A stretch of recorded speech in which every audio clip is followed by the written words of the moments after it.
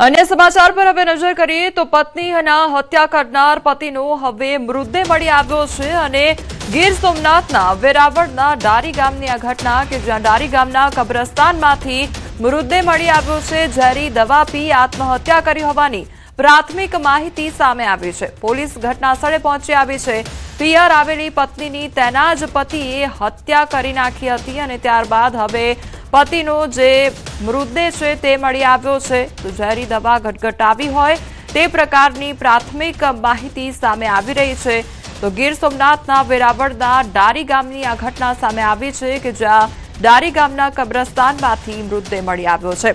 સંવાદદાતા દિનેશ અમારી સાથે જોડાઈ ગયા છે। દિનેશ, પહેલા પત્નીની હત્યા, ત્યારબાદ પતિનો મૃતદેહ મળી આવ્યો છે, શું અપડેટ મળી રહ્યું છે?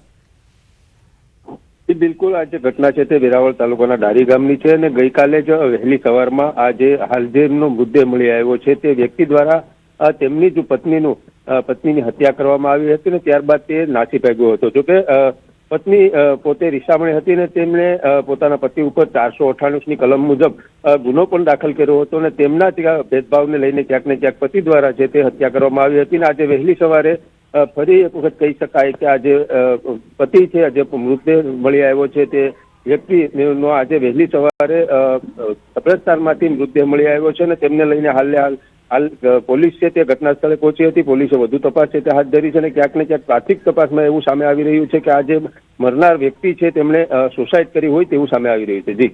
જી દિનેશ, સમગ્ર માહિતી બદલ આપનો આભાર। તો ગીર સોમનાથના વેરાવળના ડારી ગામની આ ઘટના સામે આવી છે કે જ્યાં પહેલા પત્નીની હત્યા નિપજાવી દેવામાં આવી અને ત્યારબાદ હવે પતિનો મૃતદેહ મળી આવ્યો છે। તો ડારી ગામના જે કબ્રસ્તાન છે તે કબ્રસ્તાનમાંથી આજે પતિનો મૃતદેહ છે તે મળી આવ્યો છે।